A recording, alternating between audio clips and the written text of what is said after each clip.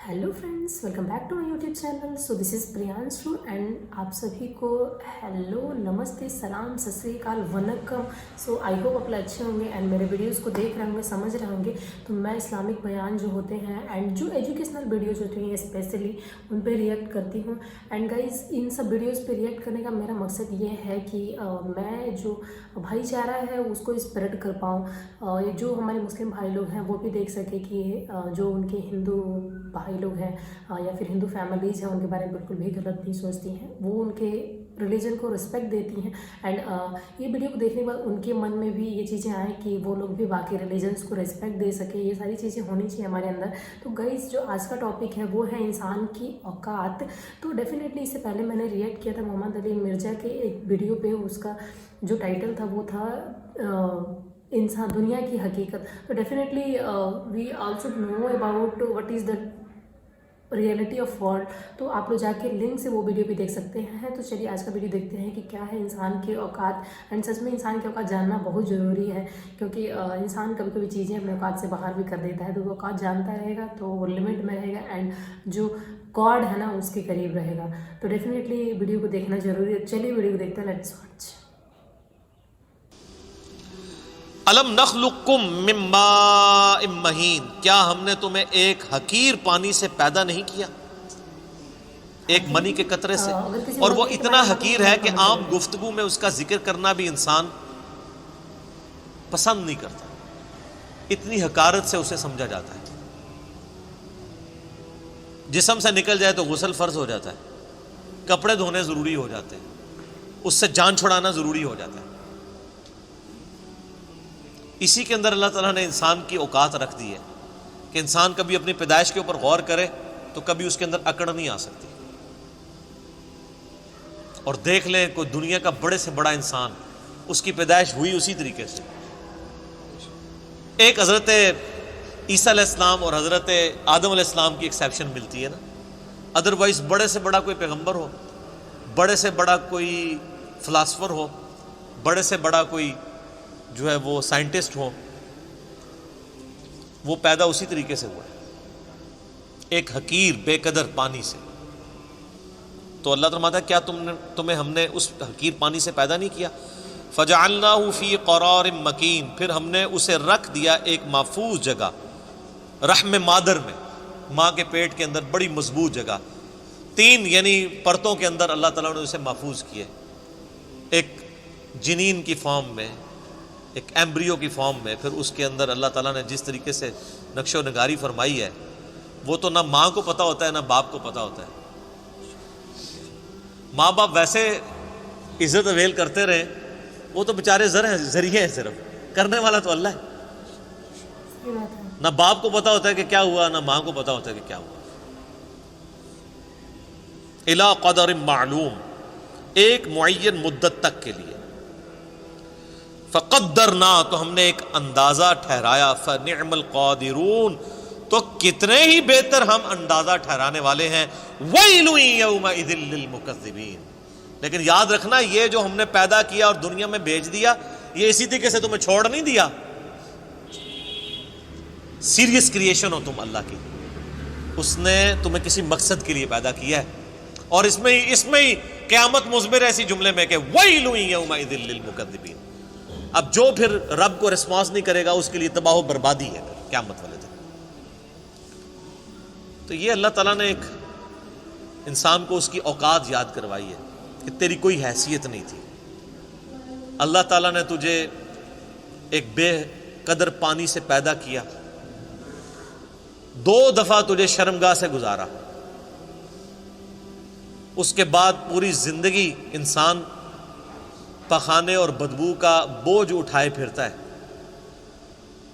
जब तक बाहर ना निकाल ले उसे सुकून नहीं आता, और बाहर वो सबके सामने निकाल भी नहीं सकता, पर्दे में जाना पड़ता है, और मरने के बाद गल सड़ के हड्डियां बन जाए। ये उसकी पूरी औकात है। कई एक बुजुर्गों के बारे में ये वाक़या आता है, इवन उमर बिन अब्दुल अजीज़ के बारे में भी आता है कि वो एक दफ़ा अकड़ के चल रहे थे खलीफा बनने से पहले, बड़ी शाना ज़िंदगी थी उनकी। तो ताउस ताबई थे रहिमहुल्लाह ताला, जो इब्न अब्बास के शागिर्द हैं। तो انہوں نے عمر بن عبدالعزیز کو جب اکڑ کے چلتے ہوئے دیکھا نا، یہ امام غزالی نے بھی مکاشفۃ القلوب کے اندر نقل کیا ہے، تو انہوں نے عمر بن عبدالعزیز کو مخاطب کر کے کہا کہ ایسے شخص کو زمین پہ اکڑنے کی کوئی اختیار حاصل نہیں ہونا چاہیے، اس کی کوئی حیثیت نہیں کہ زمین میں اکڑ کے چلے، کہ جو ایک منی کے ناپاک قطرے سے پیدا ہوا ہے اور 2 دفعہ شرمگاہ سے گزارا گیا ہے اور اپنے پیٹ میں پخانے کا بوجھ اٹھائے پھرتا ہے، اور مرنے کے بعد گل سڑ کے ایک مردہ ہوگا۔ وہ دیکھ لینا فوراً بو پڑنا شروع ہو جاتی ہے، تھوڑی سی لاش کو ڈیلے کرتے۔ عمر بن عبدالعزیز نے جب یہ بات سنی تو فوراً عاجزی کے ساتھ چلنا شروع ہو گئے، اور ساتھ فرماتے جاتے تھے کہ طاؤس نے مجھے جو نصیحت کی ہے نا، میرے ایک ایک جوڑ کے اوپر اس نے ایسی ضرب لگائی ہے کہ میں نے اس ضرب کو محسوس کیا۔ لیکن یہ وہی ضرب محسوس کرتا ہے جس کے اندر وہ ایکسیپٹیبلٹی کا مادہ موجود ہو، ورنہ کوئی ڈھیٹ ہو نا، اس کے اوپر سے پورا قرآن بھی گزار دیں، اسے کوئی فرق نہیں پڑتا۔ نصیحت والے کے لیے ایک جملہ بھی کافی ہوتا ہے۔ اسی طرح کا واقعہ حجاج ابن یوسف کے بارے میں ملتا ہے کہ وہ بھی بڑا اکڑ کے چل رہا تھا، اور طاؤس تابعی گزر رہے تھے تو پیچھے سے کسی نے اناؤنسمنٹ کی کہ ابھی راستہ چھوڑ دو، گورنر حجاز آ رہے ہیں۔ تو طاؤس تو پھر تابعی تھے، ابن عباس کے شاگرد، ان کا تو تزکیہ ہوا تھا، وہ ان بادشاہوں کو کیا سمجھتے تھے؟ حالانکہ سینکڑوں صحابہ کا قاتل ہے حجاج ابن یوسف، اتنا ظالم شخص تھا۔ امام ترمذی نے جامع ترمذی میں اس کے بارے میں لکھا ہے کہ 1,20,000 لوگ ہیں جس کو اس نے اپنے سامنے قتل کروایا باندھ کے، بے گناہ۔ لیکن جو اللہ والے ہوتے ہیں وہ پھر ان چیزوں کو خاطر میں نہیں لاتے۔ تو حضرت طاؤس نہیں ہٹے تو حجاج حیران ہوا کہ یہ کون سا بندہ ہے، ان کے پاس آگے کھڑا ہوا اور کہا کہ تم مجھے جانتے نہیں ہو؟ ان کا میں بڑی اچھی طریقے سے جانتا ہوں، تم ایک ناپاک قطرے کی پیدائش ہو، ایک دفعہ اپنے باپ کی شرمگاہ سے نکلے، دوسری دفعہ اپنی ماں کی شرمگاہ سے نکلے، اور تمہارے پیٹ میں اس وقت پخانے اور بدبو کو تم اٹھائے پھرتے ہو سب کے سامنے، سب کو پتہ ہے، یہ وہ حقائق ہیں جس سے کوئی انکار نہیں کر سکتا، اور مرنے کے بعد تم گل سڑ کے ایک مردے کی فارم میں پڑے ہوگے، میں بڑے اچھے طریقے سے تمہیں جانتا ہوں۔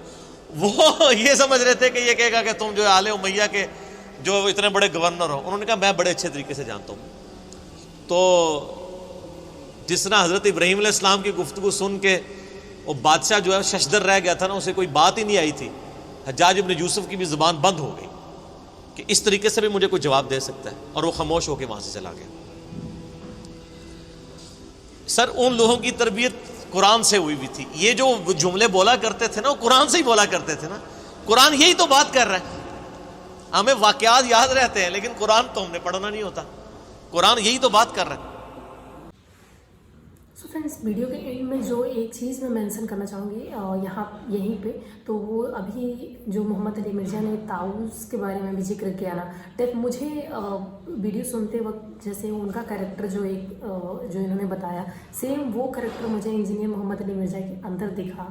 وہ ان کے اندر ایک کہتے ہیں نا کہ کریج ہے کہ چیز کو سامنے رکھنے کا۔ کچھ لوگ ہوتے ہیں ایک چیز کو بڑی پیار طریقے سے رکھتے ہیں، اینڈ یہ ہے ان کے اندر ورڈس جو ہے نا ان کے کافی اسٹرانگ ہیں کسی بھی چیز کو سامنے رکھنے کا۔ اینڈ یہ سچ تھا کہ انسان کی پیدائش ہی ویسے ہوتی ہے، انسان کا جو انت ہے وہ ویسے ہی ہوتا ہے۔ اینڈ آج کا ویڈیو تھا نا وہ کافی زیادہ مطلب نالج دینے والا تھا۔ انسان کو اگر اپنی اتنی اوقات پتہ ہونا تو وہ کبھی زندگی میں اکڑ نہیں سکتا ہے۔ اس کے اندر جو وہ گھمنڈ، وہ ساری چیزیں آتی ہیں جو لوگوں کے پرتی غلط بھاونائیں، جو نگیٹیوٹی آتی ہیں، وہ ساری چیزیں کبھی اس کے اندر آئیں گی ہی نہیں، کیونکہ اس کو پتہ ہے کہ سب جتنے بھی انسان ہیں نا ان کا جنم وہیں سے ہونا ہے، اور ان کا جو انت ہے وہیں ہونا ہے۔ مٹی سے پیدا ہوئے ہیں اور مٹی میں ہی دفن ہو جانا ہے، یہی انسان کی شروعات ہے اور یہی انسان کا انت ہے۔ اگر اتنا پتہ ہو انسان کو تو انسان کے اندر کی جو اکڑ ہے، جو وہ گرو ہے، جو گھمنڈ ہے نا، کبھی اس کے اندر آئے گا ہی نہیں۔